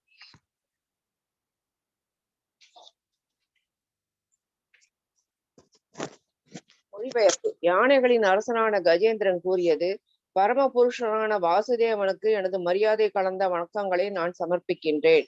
ஓம் நமோ பகவதே வாசுதேவாய. அவரால் தான் ஆத்மாவின் இருப்பால் இந்த ஜட உடல் செயல்படுகிறது. எனவே அனைத்திற்கும் அவரே மூல காரணமாவார். பிரம்மா மற்றும் சிவனை போன்ற மேன்மையானவர்களாலும் அவர் வழிபடத்தக்கவராவார். மேலும் ஒவ்வொரு ஜீவராசியின் இதயத்திற்குள்ளும் அவர் புகுந்துள்ளார். அவரை நான் தியானிக்கிறேன். பதம் 3. யஸ்மின் இதம் யதச்சேதம் ஏனேதம் ய இதம் ஸ்வயம் யோ ஹஸ்மாத் பரஸ்மாச்ச பரஸ்தம் பிரபத்யே ஸ்வயம்புவம். மொழிபெயர்ப்பு. பரமபுருஷர் அனைத்தையும் தாங்கிக் கொண்டுள்ள பரம பீடமாவார். எதிலிருந்து அனைத்தும் உண்டாக்கப்பட்டுள்ளதோ அந்த மூலப்பொருளும் அவரே ஆவார். மேலும் இப்பிரபஞ்ச தோற்றத்தின் சிருஷ்டிகர்த்தாவும் அதற்குரிய ஒரே காரணமும் அவரே ஆவார். ஆயினும் அவர் காரண விளைவிலிருந்து வேறுபட்டவர் ஆவார். அனைத்திலும் சுய தேவை பூர்த்தி கொண்டவரான அந்த முழுமுழ கடவுளிடம் நான் சரணடைகிறேன். பதம் 4. ய ஸ்வாத் மணீதம் நிஜமாயார்பிதம் क्वचित् विपादं क्वच सत् द्रोहितं अवितदृक् साक्षी उभयं तत् ईक्षते स हत्ममालो अवधु मां परात्परः. மொழிபெயர்ப்பு. முழுமுதற் கடவுள் தமது சுய சக்தியை விரிவடை செய்வதன் மூலமாக இப்பிரபஞ்ச தோற்றத்தை சில சமயங்களில் கண்ணுக்கு புலப்படும் வகையிலும் மேலும் சில சமயங்களில் புலப்படாதவாறும் வைத்திருக்கிறார். எல்லா சூழ்நிலைகளிலும் அவரே பரம காரணம் மற்றும் விளைவாகவும் பார்வையாளர் மற்றும் சாட்சியாகவும் இருக்கிறார். இவ்வாறாக அவர் அனைத்திற்கும் மேலானவர் ஆவார். அந்த முழுமுதற் கடவுள் எனக்கு பாதுகாப்பு அளிப்பாராக. பதம் 5. காலேன பஞ்சத்வம் இதேஷு கிருஷ்ணசோ லோகேஷு பாலேஷு ச சர்வஹேதுஷு தமஸ்ததாசி கஹனம் கபீரம் யஸ்தஸ்ய பாரே விராஜதே விபுகு. மொழிபெயர்ப்பு. காலப்போக்கில் கிரகங்களும் அவற்றின் நிர்வாகிகளும் காவலர்களும் உள்பட பிரபஞ்சத்தின் எல்லா காரண தோற்றங்களும் விளைவு தோற்றங்களும் அழிக்கப்படும் பொழுது காரிருள் சூழ்ந்த ஒரு நிலை ஏற்படுகின்றது. ஆயினும் இவ்விருளுக்கும் மேலாக முழுமுதற் கடவுள் இருக்கிறார். அவரது தாமரை பாதங்களை நான் புகலிடம் கொள்கிறேன். ஹரே கிருஷ்ண மாதாஜி. கிருஷ்ண மாதாஜி, தேங்க்யூ மாதாஜி. ஹரே கிருஷ்ணா. இப்போ கஜேந்திரனோட பிரேயர் பாக்குறோம். அதுல பதம் 1 நம்ம வரும். இதுலயும் நம்ம ஒரு விஷயம் தெரிஞ்சுக்கிறோம். நல்லா என்ஜாய் பண்ணிட்டு இருந்தாங்க இல்லைங்களா கஜேந்திரன் அவங்க ஃபேமிலி கூட. அப்போ நல்ல சந்தோஷம் நிறைய கிடைச்சிட்டே இருக்கும்போது இந்த உலகத்துல திடீர்னு அவங்களுக்கு என்ன ஆயிடுது, எதிர்பார்க்கவே இல்லை இல்லைங்களா, டக்குன்னு முதல்ல வந்து தன்னோட காலுக்கு அடிச்சிருது. வருத்தத்தவங்க கஷ்டத்தை அனுபவிக்கிறாங்க. அதுதான் ரிலேட்டிவ் ரிசல்ட். நம்மளுக்கு எப்பயுமே இந்த உலகத்துல ரிலேட்டிவ் வேர்ல்டுன்னே சொல்லுவோம் நம்ம இதை. துக்கத்தை தொடர்ந்து சந்தோஷம் வரும், சந்தோஷத்தை தொடர்ந்து துக்கம் வரும், துக்கத்தை தொடர்ந்து சந்தோஷம் வரும். இப்படி ரிலேட்டிவ் இருந்துகிட்டே இருக்கும். சரிங்களா, ரிலேட்டிவ் வேர்ல்டுன்னு சொல்லுவோம் இந்த மெட்டீரியல் வேர்ல்ட. அப்படி இருக்கும்போது எப்படி பாத்தீங்கன்னா சந்தோஷமா இருக்காங்க எல்லாருமே சேர்ந்து. அந்த ஒரு கொஞ்ச நேரத்துல என்ன ஆயிடுது, முதல்ல வந்து காலை கடிச்சோடனே பெரிய துக்கம் வந்துடுது இல்லைங்களா. இதுதான் மெட்டீரியல் உலகத்தோட அடையாளமா நம்ம தெரிஞ்சுக்கிறோம். கலாமிட்டி இருக்கும், ஹாப்பினஸும் இருக்கும் அப்படின்னு தெரிஞ்சுக்கிறோம். ஆனா பகவானோட லோக்கம், பகவான் சம்பந்தப்பட்ட விஷயத்துல நம்ம ஈடுபட்டுட்டோம் டிவோஷனல் சர்வீஸ்ல அப்படின்னா என்னைக்குமே நமக்கு என்ன ஏற்படும், சந்தோஷம் மட்டுமே நிதர்சனமா நம்மளுக்கு இருக்கும் அப்படிங்கறத நம்ம தெரிஞ்சுக்கிறோம். சரிங்களா, இப்ப நம்ம 1வது ஸ்லோகத்தை நம்ம பார்க்கலாம். இப்போ நல்லா போராடிட்டாங்க. தன்னை விடுவிச்சுக்கிறதுக்கு 1000 ஆண்டுகளா போராடியாச்சு. இப்போ அந்த முதல்ல வந்து எப்படி இருக்கு, நல்லா ஸ்ட்ராங்கா இருக்கு. நல்லா கஜேந்திரனை சாப்பிட்டு அந்த ரத்தத்தை எல்லாம் சுவைச்சு ரொம்ப ஸ்ட்ராங்கா இருக்கு. ஆனா கஜேந்திரன் ரொம்ப டயர்ட் ஆயிடுறாங்க. அது கூட போராடி சாப்பாடு இல்லாம ரொம்ப அவங்க டயர்ட் ஆயிடுறாங்க அப்படின்றது நம்ம பாக்குறோம். இப்ப அவங்களுக்கு ஹோப் இல்ல, தன்னாலே தன்னை காப்பாத்திக்க முடியல, தன்னை சுத்தி உள்ள நம்மளோட உறவுகள் அதுவும் நம்மள காப்பாத்த முடியல. அப்ப நம்மள காப்பாத்துறதுக்கு பகவான் மட்டும்தான் அப்படின்ற அந்த நிலைப்பாட்டுக்கு அவங்க வந்துட்டாங்க. இப்போ அதுதான் உண்மை இல்லைங்களா, அந்த இடத்துக்கு வந்துட்டாங்க. அப்போ உடனே அவங்க என்ன பண்ணிடுறாங்க, fixed his mind in his heart. புத்தியை மனத்துல நிலைநிறுத்தி பெர்ஃபெக்ட் இன்டெலிஜென்ஸோட இப்ப தெரிஞ்சு போச்சு பகவான் தான் காப்பாத்த முடியும். சாண்டட் எ மந்த்ரா, பிரேயர்ஸ் அவங்க உச்சரிக்க ஆரம்பிக்கிறாங்க. ஒரு நிலைப்பட்ட மனதோட போக்கஸ்டா மந்திரத்தை உச்சரிக்கிறாங்க. அந்த மந்திரமும் எப்போ கத்துக்கிட்டது, ஏன்னா இப்ப யானையா இருந்திருக்காங்க இல்லைங்களா, அவங்க வந்து இந்த ஜென்மத்துல எதுவும் அந்த மாதிரி மந்திரங்களும் இப்ப உச்சரிச்சு இருந்திருக்க மாட்டாங்க. அப்படின்னும் போது அவங்களுக்கு அந்த மந்திரங்களும் எப்போ கிடைச்சது, அதெல்லாம் இந்திரதியுமனா இருந்தப்ப ரொம்ப அன்அலாய்டு டிவோஷனல் சர்வீஸ் அப்பயே அவங்க பண்ணியிருந்தாங்க. அப்ப அவங்க கத்துக்கிட்ட மந்திரங்கள். அப்ப நம்மளும் நல்லபடியா இப்ப பிரேயர்ஸ் ஆஃப் பாகவதம் தான் நம்ம பார்த்துட்டு இருக்கோம் இல்லைங்களா. நிறைய பிரேயர்ஸ் இருக்கு. Kunti Maharani prayers, Bhishma prayers, Prahlad Maharaja prayers, Vritrasura prayers, 4 Mataji prayers. இப்ப நம்ம கத்துக்கிற இந்த இதெல்லாம் மந்திரங்கள் இதெல்லாம் வந்து நமக்கு இப்ப கை கொடுக்கலனாலும் அடுத்த ஜென்மங்களுக்கு அது பயன்படுவதில்லை மாதாஜி. கண்டிப்பா மாதாஜி, இந்த ஜென்மத்திலேயே பயன்படும் மாதாஜி. ஹரே கிருஷ்ணா. கண்டிப்பா. அதுதான் கஜேந்திரர் பிரேயர்ஸே வந்துட்டு யாரும் இறந்து போனாங்கன்னா அந்த ஒரு 15 நாளுக்குள்ளார முழு பாகவதத்தையுமே வாசிக்கணும். அப்படி முழு பாகவதத்தை வாசிக்கலன்னா கூட கஜேந்திரன் மோட்சத்தையாவது வாசிக்கணும்னு சொல்லி நான் கேள்விப்பட்டிருக்கேன் மாதாஜி. ஆத்மாவுக்காக அது மாதிரி இப்ப நமக்கெல்லாம் யார் வாசிப்பாங்கன்னு தெரியாது, அதனால நம்மளே வாசிச்சுக்க வேண்டியதான் டெய்லியும். ஹரே கிருஷ்ணா. நினைவு இருக்கும் போதே தெரியும் போது நம்ம என்ன பண்ணிடலாம், தினம் நம்ம உச்சரிச்சிடலாம். கஜேந்திர மோட்சத்தை நம்ம தினம் உச்சரிச்சிட்டோம்னாலே, தினமுமே சொல்லுவாங்க இல்லைங்களா, காலையில ஏஞ்ச உடனே கஜேந்திர பிரேயர் சொல்லும் போது நமக்கு பலஸ்ருதிலேயே இருக்கு. காலையில ஏஞ்ச உடனே கஜேந்திர மோட்சத்தை நம்ம வாசிச்சோம் அப்படின்னா நமக்கு வந்து இந்த தவறான கனவுகள் வராது, இந்த மெட்டீரியல் உலகத்துல உள்ள ஆபத்து நம்மள நெருங்காது, அப்புறம் வந்து நம்ம வந்து பகவானோட லோக்கத்தை நம்ம அடைய முடியும். இப்படின்லாம் பலஸ்ருதி இருக்கு மாதாஜி. சோ நம்ம என்ன பண்ணலாம் அப்படின்னா விருத்தாசுரர் பிரேயர், கஜேந்திர பிரேயர்ஸ் இதெல்லாம் வந்து நம்ம முடிஞ்ச வரைக்கும் அடிக்கடி வாசிச்சு முடிஞ்ச வரைக்கும். நாராயணியத்துல எல்லாமே வரும் மாதாஜி. பாகவதம் ஃபுல்லா நாராயணியம். அது கஜேந்திர மோட்சம் மாதாஜி, அது இப்ப நடத்திட்டு இருக்காங்க. அதுல அப்படிதான் அவங்க சொன்னாங்க மாதாஜி, டெய்லி சாப்டர் ஒரு தடவை படிங்க அப்படின்னு. ஆமா, கஜேந்திர மோட்சத்தை தினமும் வாசிக்கணும், நல்லதுன்னு சொல்லுவாங்க. முக்கியமா யாரும் இறந்து போனாங்கன்னா அவங்களுக்கு இப்ப தினம் நித்தியப்படி இறக்கதானே செய்யறாங்க. அதாவது மனிதர்கள் மட்டும் இல்ல, உயிர் வாழிகளே இருந்துதான் போகுது இல்லைங்களா. அப்ப நம்ம தினம் வாசிச்சு எல்லா ஆத்மாக்களுக்காகவும் வாசிப்போம், நமக்காகவும் சேர்த்து வாசிச்சுக்கலாம். ஹரே கிருஷ்ணா. ஹரே கிருஷ்ணா மாதாஜி. அப்போ இந்த மாதிரி அவங்க போன ஜென்மத்துல அவங்க இந்திரதீபனா இருந்தப்ப வாசிச்சது இந்த ஸ்லோகங்கள்லாம் அதெல்லாம் உங்களுக்கு நினைவுக்கு வர இப்போ அவங்க என்ன பண்றாங்க, அதெல்லாம் பகவானுக்காக அவங்க பகவானை பிரைஸ் பண்றதுக்காக அவங்க சொல்றாங்க அப்படின்றத நம்ம இங்க பாக்குறோம். சரிங்களா? இதுக்கு ரெஃபரன்ஸ் வந்து பகவத்கீதையில நேஹா விக்ரம நாசோஷ்டி அப்படின்ற ஸ்லோகம் இருக்கு இல்லைங்களா, அதை வந்து நம்ம வந்துட்டு ரெஃபர் பண்ணிக்கலாம். அடுத்தது டெக்ஸ்ட் 2, அதுல என்ன அப்படி இருக்கு, என்ன ஸ்லோகத்துல என்ன இருக்கு அப்படின்னு நம்ம பார்த்துலாம். இப்பதான் கஜேந்திர பிரேயர்ஸ் வந்து ஸ்டார்ட் ஆகுது.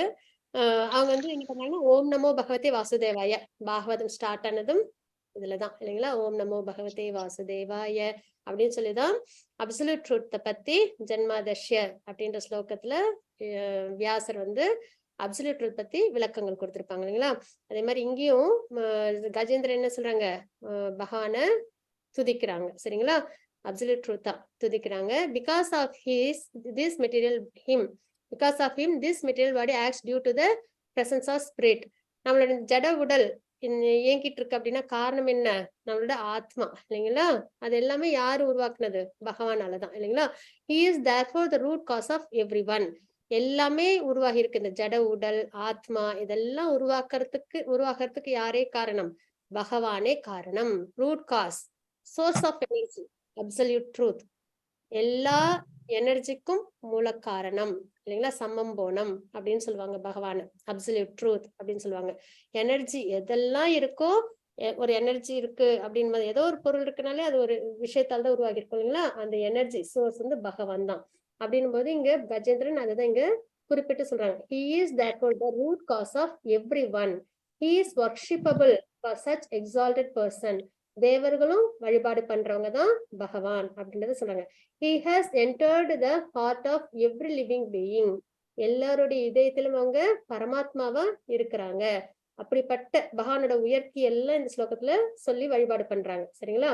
Root cause of everything சொல்றாங்க, தேவர்களும் வழிபாடு பண்ற பகவான்னு சொல்றாங்க, எல்லோருடைய இதயத்திலும் இருக்க பரமாத்மா இருக்கிற பகவான். அப்படிப்பட்ட உயர்ந்த பகவானை நான் தியானிக்கின்றேன் அப்படின்றத சொல்றாங்க. அப்ப காஸ் ஆஃப் எவ்ரி திங் அப்படின்றத நம்ம இந்த ஸ்லோகத்துல தெரிஞ்சுக்கிறோம். அது மாதிரி டெக்ஸ்ட் 3 அதுல என்ன சொல்லிருக்காங்க அப்படின்றத பார்க்கலாம். the supreme godhead is the supreme platform on which everything rests அப்படின்றது. சரிங்களா? the ingredients by which everything has been produced, அதாவது சுப்ரீம் பிளாட்ஃபார்ம். இது வந்து ஒரு எக்ஸாம்பிளோட சொல்லுவாங்க. இந்த பாட்டுன்னு இருக்கு இல்லைங்களா, பானை, ஒரு பானை ஒரு வீட்டுக்குள்ளார இருக்கு. சரிங்களா? அந்த பானை எதால செய்யப்பட்டது, மண்ணால இல்லைங்களா. அந்த வீடும் இந்த மண் மூலியமா தான் செய்யப்பட்டிருக்கும். அந்த பாட்டர் அந்த இது வச்சிருப்பாங்களா வீல், அதுவும் வந்து இந்த ஜட வஸ்து, மண்ணுன்னா ஜட விஷயங்கள் அப்படின்னு நம்ம எடுத்துக்கிறோம். சரிங்களா? ஜட விஷயத்தாலதான் செய்யப்பட்டிருக்கு. அதே மாதிரி அந்த பாட்டரோட உடம்பும் எதால செய்யப்பட்டிருக்கு, கிராஸ் பாடி ஷட்டில் பாடி எல்லாம் இந்த பஞ்சபூதங்களான சரீரம் தானே நம்மளோடது. அப்ப அதுவும் பகவான் இது பஞ்சபூதங்களான விஷயங்களால தான் செய்யப்பட்டிருக்கு அப்படின்னும் போது, அப்ப பானை வச்சிருந்த அந்த வீடு, ஐ மீன் வீட்டுக்குள்ளார பானை இருக்கு, அந்த இது பானை செய்யற அந்த வீல் சக்கரம், அந்த பானை செய்யற அந்த பாட்டர் எல்லாருமே எதுல இருந்து வந்தவங்க, இந்த பஞ்சபூதங்கள்ல இருந்து தான் வந்தவங்க இல்லைங்களா. திரும்பி இந்த பானை எல்லாம் அழிஞ்சதுன்னா எங்கேயோ போய் சேரும், கலக்கும் இல்லைங்களா. அது மாதிரிதான் பகவான் அவங்க கிட்ட இருந்துதான் எல்லாமே உருவாகுது. ஜட உலகங்கள், ஆன்மீக உலகங்கள், ஆத்மாக்கள் எல்லாருமே உருவாகுறாங்க. அவங்க எல்லாருமே கடைசியாவும் யாருக்கிட்டதான் போய் ஐக்கியமாறாங்க, பகவான் கிட்டயே போய் merge ஆகுறாங்க, பகவானோட திருமேனிலே ஐக்கியமாகறாங்க அப்படின்றதுதான் இந்த ஸ்லோகத்துல நம்ம தெரிஞ்சுக்கிறோம். சுப்ரீம் பிளாட்ஃபார்ம் பகவான், ஆன் விச் எவ்ரிதிங் ரெஸ்ட். இதை நம்ம இதுலயும் பார்த்தோம் இல்லைங்களா, 7வது அத்தியாயத்துல ஸ்லோகம் வரும் இல்லைங்களா, முத்து மாலை கோக்கப்பட்டிருக்கிற மாதிரி எல்லாம் பகவானை சார்ந்திருக்குன்னு அந்த ஒரு நிலைப்பாடுதான். the ingredient by which everything has been produced and the person and is the only cause of this cosmic manifestation. எல்லாமே பகவான் கிட்ட இருந்து உருவாகி இருக்கு. manifestation. ஜானகிராமன் பிரபுஜி, நான் உங்களை மியூட் பண்ணிருக்கேன். ஹரே கிருஷ்ணா. நீங்க பேசுறது நாங்க கேட்கிறோம். Hare Krishna. everything comes from Lord, energy and energetic. எல்லாமே பகவான் கிட்ட இருந்து. Universe itself Lord. அப்ப இந்த உலகங்கள் எல்லாமே பகவான் தான். எதெல்லாம், ஏன்னா இப்ப எப்படி மண்ணுல இருந்துதான் எல்லாமே, வீடு வருது, பானை வருது, பானை செய்யற அந்த வீல் வருது, பானை செய்யற அந்த பாட்டரும், பஞ்சபூதங்கள்லாம் மண்ணுல இருந்துதான் வருதுன்றதெல்லாம் தெரிஞ்சுக்கிறோம். திரும்பி எல்லாமே பகவான்கிட்ட தான், மண்ணுல தான் ஐக்கியமாகுது. அதே மாதிரி எல்லாருமே பகவான்கிட்ட தான் ஐக்கியமாகறோன்றதை பாக்குறோம் இல்லைங்களா? அப்போ எல்லாமே அந்த மண் தான் ஆதாரமா இருக்கு அப்படின்போது பகவான் universe it's a Lord but different from universe. ஆனா அதுல இருந்து பகவான் வேறுபட்டவங்க அப்படின்றத மட்டும் நம்ம தெரிஞ்சுக்கிறோம். அந்த ஜட வஸ்து மாதிரி பகவான் அதுல ஒன்னா ஐக்கியம் கிடையாது, அதுல இருந்து உயர்ந்த நிலைப்பாட்டுல இருக்காங்க. அப்ப குவாலிட்டி வைஸ் ஒன், ஆனா குவான்டிட்டி வைஸ் டிஃபரன்ஸ். அந்த அச்சிந்த பேத அபேத தத்துவம் இருக்கு இல்லைங்களா, அந்த மாதிரி. சரிங்களா? அந்த தத்துவத்தை தான் இந்த ஸ்லோகத்துல நம்ம தெரிஞ்சுக்கிறோம். He is different from the cause and the result. Cause and ரிசல்ட்ல இருந்து வித்தியாசப்பட்டு தெய்வீகமான நிலைப்பாட்டுல இருக்காங்க. ஆனா அவங்க கிட்ட இருந்து தான் எல்லாமே உருவாகி இருக்கு அப்படின்னு நம்ம இங்க தெரிஞ்சுக்கணும். He is everything. His personality is different from the cosmic manifestation. I surrender unto him, the supreme personality of Godhead, who is self-sufficient in everything. ஆத்மா ராமான்னு சொல்லுவாங்க இல்லைங்களா, எல்லாத்துலயும் அவங்க மனநிறைவோட இருப்பாங்க இல்லைங்களா, எந்த எதிர்பார்ப்பும் இல்லாம. அந்த மாதிரி செல்ஃப் சஃபிஷியண்டா இருக்கிற பகவான் இன் எவ்ரிதிங் அப்படின்னு நம்ம இங்க தெரிஞ்சுக்கிறோம். அப்ப இந்த பானை, அததான் நம்ம இந்த எக்ஸாம்பிள் ஞாபகம் வச்சுக்கிட்டோம்னா, யூனிவர்ஸே பகவான் தான், அவங்க கிட்ட இருந்து எல்லாமே உருவாகும். ஆன்மீக உலகம், ஸ்பிரிச்சுவல் இது ஜட உலகங்கள், ஆத்மா எது வேணாலும் உருவாகலாம். ஆனா திரும்பி எல்லாமே யாருக்கிட்டே ஐக்கியமாகுது? பகவான் கிட்ட இருந்து. அதுதான் அப்போ அவங்கதான் பேஸ் அப்படின்றத நம்ம தெரிஞ்சுக்கணும். Causes of causes, he is everything அப்படின்றத இந்த ஸ்லோகத்திலே நம்ம தெரிஞ்சுக்கிறோம்.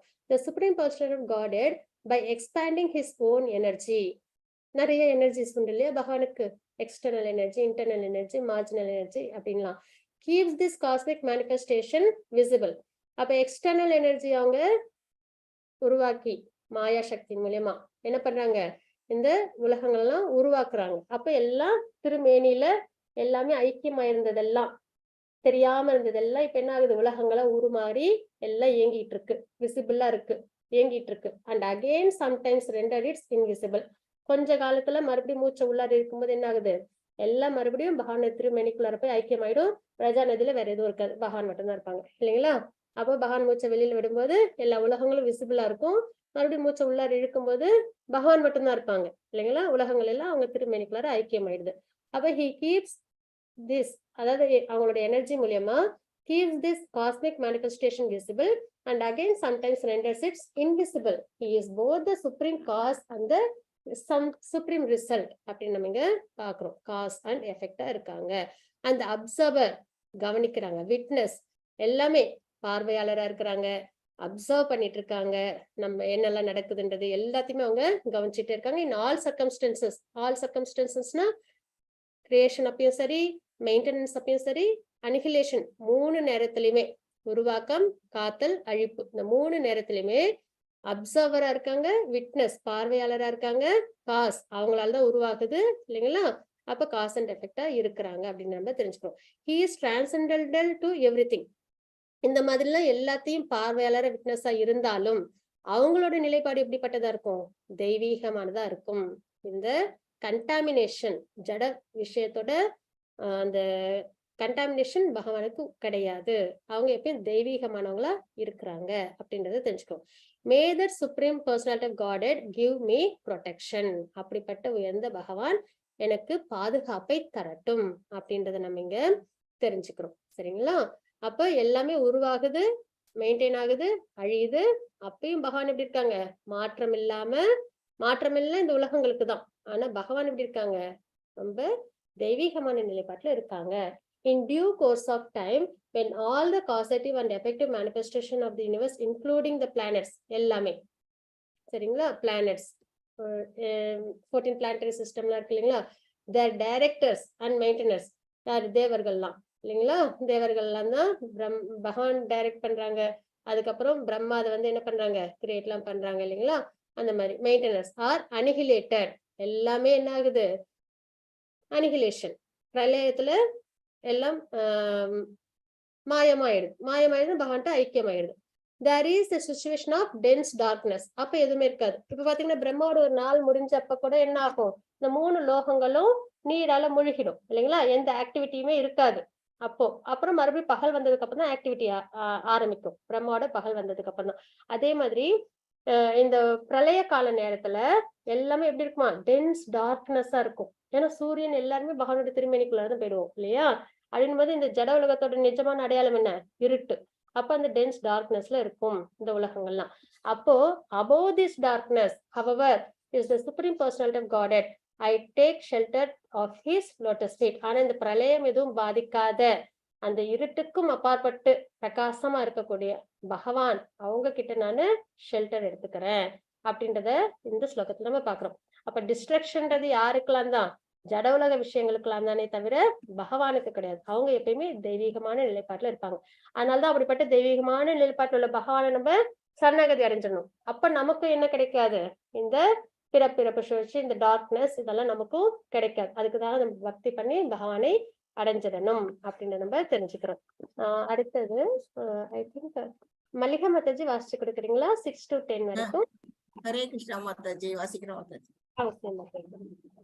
நயஸ்ய தேவா ரிஷய பதம் விதோ ஐந்து குணகோ ஹதி அந்து மீரிதும் யதா நடஸ்யா கிருதிபீர் விசேஷ்டதோ துரத்யானு கிரமண சமாவது. மொழிபெயர்ப்பு. நாடக மேடையில் உள்ள நடிகர் ஒருவர் கவர்ச்சியான உடைகளால் மூடப்பட்டு பலவிதமான அசைவுகளுடன் நடனமாடுவதால் அவரை சபையோர் புரிந்து கொள்வதில்லை. அதை போலவே பரம நடிகரின் செயல்களையும் அம்சங்களையும் தேவர்களால் அல்லது மகா முனிவர்களால் கூட புரிந்து கொள்ள முடியாது. அப்படி இருக்க மிருகங்களை போன்ற புத்தியற்றவர்களால் நிச்சயமாக அது முடியாது. தேவர்கள் மற்றும் முனிவர்களாலோ அல்லது புத்தியற்றவர்களாலோ பகவானின் அம்சங்களை புரிந்து கொள்ளவோ அல்லது அவரது உண்மை நிலையை வார்த்தைகளால் வர்ணிக்கவோ முடியாது. அத்தகைய முழுமுதற் கடவுள் எனக்கு அபயமளிப்பாராக. பதம் 7. தித்ருஷவோத்யஸ்ய பதம் சுமங்கலம் விமுக்த சங்கா முனைய சுசாதேவயः சரந்தியலோக பிரதம் அவ்ரணம் வனே பூதாத்மபூத சுக்ருதஸ்ஸமேகதிஹி. மொழிபெயர்ப்பு. எல்லா ஜீவராசிகளையும் சமமாக காண்பவர்களும் எல்லோரிடமும் சிநேகமாய் இருப்பவர்களும் காட்டில் பிரம்மச்சரிய வானப்பிரஸ்த மற்றும் சந்நியாச விரதங்களை குறையற்றவாறு பயிற்சி செய்பவர்களுமான துறவிகளும் பெரும் முனிவர்களும் சர்வ மங்களம் அளிக்கும் முழுமுதற் கடவுளின் தாமரை பாதங்களை தரிசிக்க விரும்புகின்றனர். அதே முழுமுதற் கடவுளே என்னுடைய இலக்காகவும் இருப்பாராக. பதம் 8, 9. நவித்யதேயஸ்ய ஜன்ம கர்ம வா நநாம ரூப குணதோஷ ஏவ வா ததாபி லோகாப்யய சம்பவாயः ஸ்மமாயயா தானி அனுகாலம் ருச்சதி. தஸ்மை நம பிரேசாய பிரக்மணேனாந்த சத்தயே அரூபயோரு ரூபாய நம ஆச்சரிய கர்மணே. மொழிபெயர்ப்பு. முழுமுதற் கடவுளுக்கு பௌதிகமான பிறப்போ செயல்களோ நாமமோ உருவமோ குணங்களோ அல்லது குறைகளோ கிடையாது. எதற்காக இந்த ஜட உலகம் படைக்கப்பட்டு அழிக்கப்படுகின்றதோ அந்நோக்கத்தை நிறைவேற்றுவதற்காக அவர் நமது ஆதியான அந்தரங்க சக்தியின் மூலமாக பகவான் ஸ்ரீ ராமராகவோ அல்லது பகவான் ஸ்ரீ கிருஷ்ணராகவோ ஒரு மனித உருவில் வருகின்றார். அவருக்கு அளவற்ற சக்தி உண்டு. மேலும் பௌதிக களங்கத்திலிருந்து விடுபட்டுள்ள அநேக ரூபங்களில் அவர் அற்புதமாக செயல்படுகின்றார். எனவே அவரே பரபிரம்மம் ஆவார். அவருக்கு என் வணக்கங்களை நான் சமர்ப்பிக்கின்றேன். பதம் 10. நம ஆத்ம பிரதிபாய சாட்சினே பரமாத்மனே நமோ கிராம் விதுராய மனசேத சாமபி. மொழிபெயர்ப்பு. முழுமுதற் கடவுள் எல்லோருடைய இதயங்களிலும் சாட்சியாக இருக்கும் சுயப்பிரகாசம் கொண்ட பரமாத்மாவாக இருக்கிறார். தனிப்பட்ட ஆத்மாவிற்கு அவர் ஞான உபதேசம் அளிக்கிறார். மேலும் அவர் மனம், சொல் அல்லது உணர்வு ஆகியவற்றின் பயிற்சியால் அடையப்படாதவர் ஆவார். அத்தகைய முழுமுதற் கடவுளுக்கு எனது மரியாதை கலந்த வணக்கங்களை நான் சமர்ப்பிக்கிறேன். ஹரே கிருஷ்ணா மாதாஜி. ஹரே கிருஷ்ணா மாதாஜி. தேங்க்யூ மாதாஜி. ஹரே கிருஷ்ணா. இப்போ நம்ம பகவான் எல்லாமே உருவாக்குறாங்க. டார்க்னஸ் உண்டு இந்த ஜட உலகத்துக்கு. ஆனா பகவான் எல்லாத்தையும் விட உயர்ந்திருக்காங்க, தெய்வீகமான நிலைப்பாட்டுல இருக்காங்க. அப்படிப்பட்ட பகவான்கிட்ட ஷெல்டர் எடுத்துக்கிறன்றத கஜேந்திரர் ஸ்லோகங்களை சொல்றாங்க.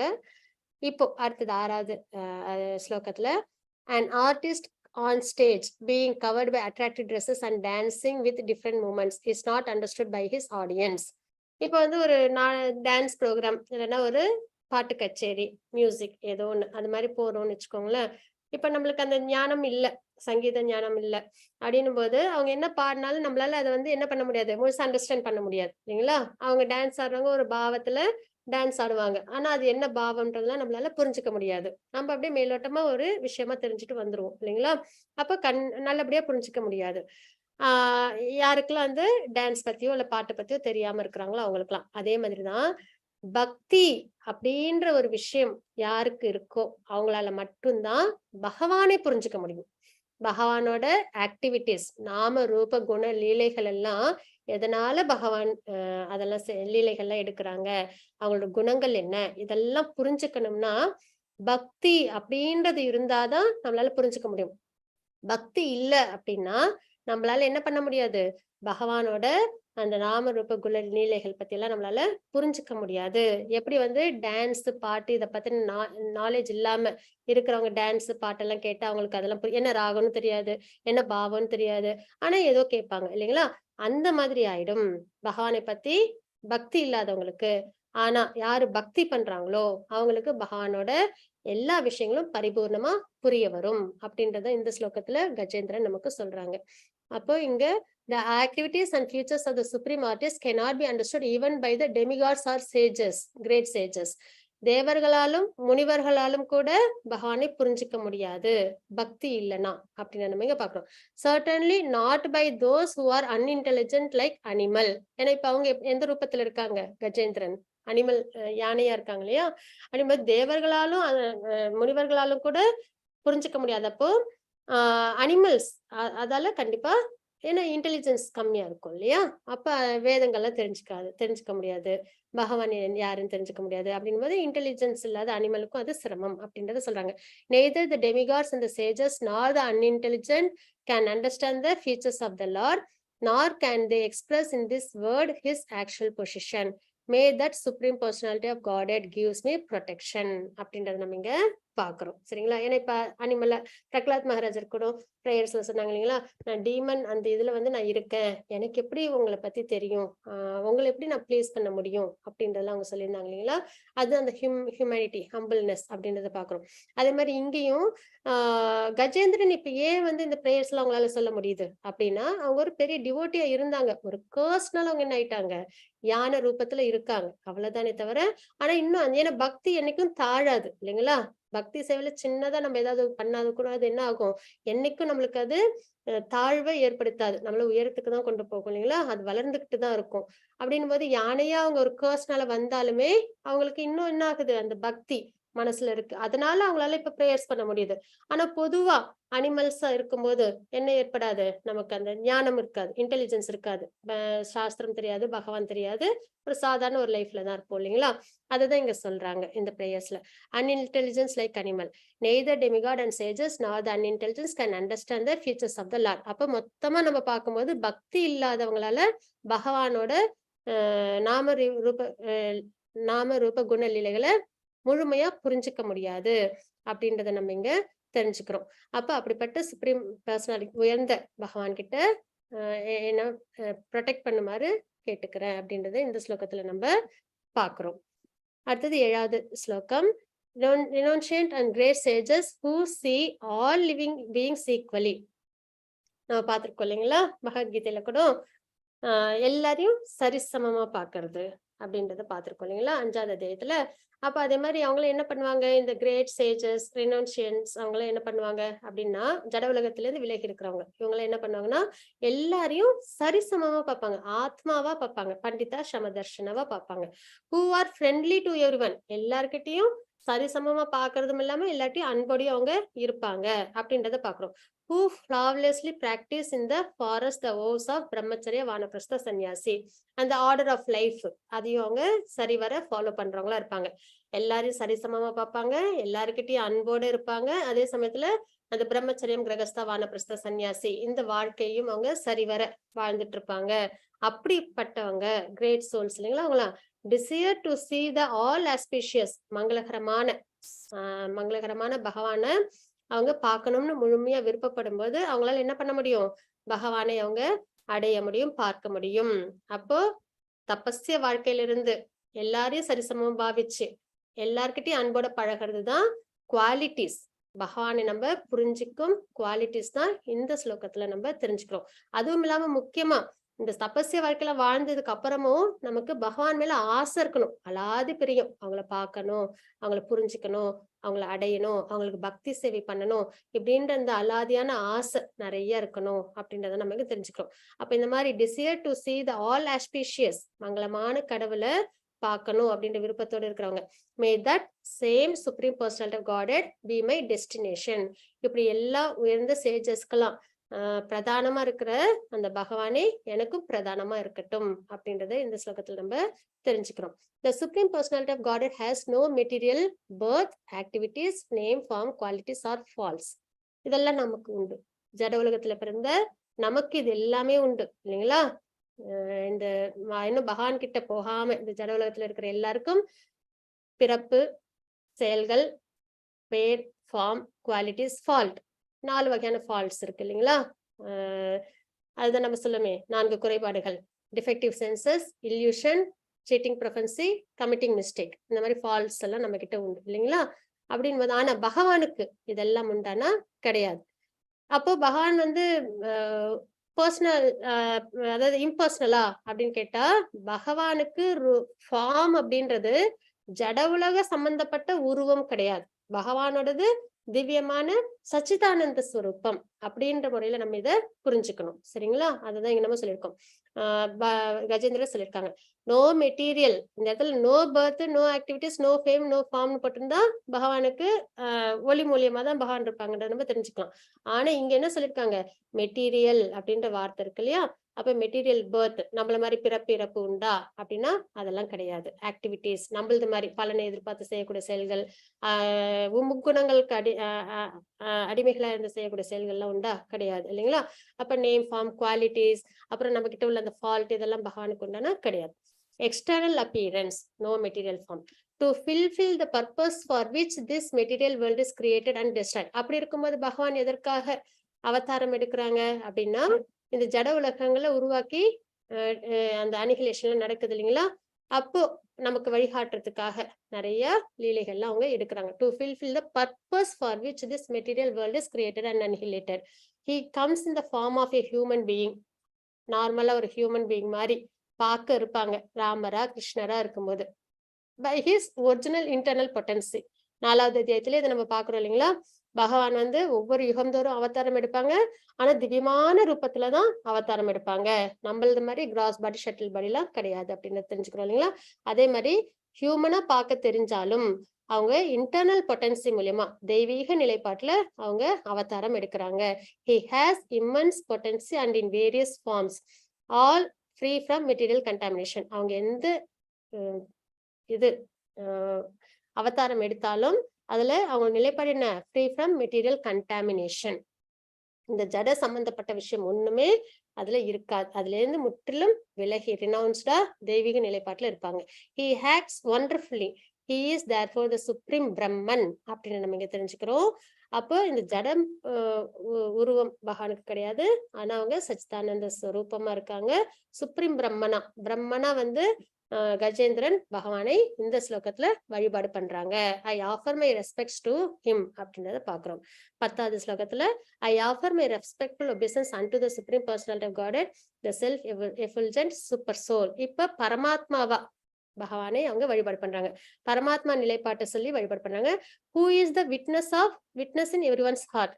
நம்ம என்ன பண்ணாலும் என்ன நினைச்சாலும் அது வெளியில உள்ளவங்களுக்கு தெரியுமோ தெரியாதோ, ஆனா பகவானுக்கு தெரியும் இல்லைங்களா? அப்போ எல்லாருடைய விஷயத்திலும் விட்னஸா இருக்காங்க. Who enlighten the individual soul. உள்ளிருந்து ஞானத்தை அவங்க கொடுப்பாங்க அவங்கவுங்க டிசைருக்கு ஏத்த மாதிரி, சரண்டரன்ஸ்க்கு ஏத்த மாதிரி இல்லைங்களா? And who cannot be reached by exercise on the of the mind, word and consciousness. ஆனா மனத்தால வார்த்தைகளால் இந்த ஜட உலக விஷயங்களை வச்சு கண்டிஷன்டு சோலா நம்மளால பகவானை ரீச் பண்ண முடியுமா, புரிஞ்சுக்க முடியுமான்னா சிரமம். ஆனா அவங்க முடியாதுன்னு சொல்றாங்க. who cannot be reached by exercise of the mind, words and consciousness. இந்த கண்டிஷனல்டு சோலா முகுணங்களோட தாக்கத்துல இருந்து நம்மளால பகவானை அடைய முடியாது. ஆனா நம்ம என்ன பண்ண முடியும்? பக்தியின் மூலியமா நம்ம விட்னஸா சூப்பர் சோலா நம்ம இதயத்திலே இருக்கிற பகவானை நம்மளால அடைய முடியும் அப்படின்றத நம்ம 10வது ஸ்லோகத்துல நம்ம தெரிஞ்சுக்கிறோம். சரிங்களா?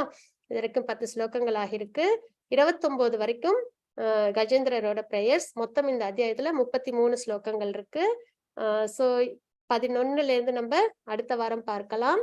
அடுத்த வாரம் பிரேமா மாதாஜி வாசிச்சு கொடுக்கணும், விஜயகுமாரி மாதாஜி, ஜானகிராமன் பிரபுஜி 3 பேரும் வாசிச்சு. Hare Krishna. Thank you so much. வாஞ்சாகல்பதருபஸ்ய கிருபா சிந்துபயவச்ச பதிதானாம் பாவனேப்யோ வைஷ்ணவேபோ நமः. அனந்த கோடி வைஷ்ணவ தீட்சை ஸ்ரீல பிரபுபாத் கி ஜெய். ஹரே கிருஷ்ணா. ஹரே கிருஷ்ண மாதாஜி.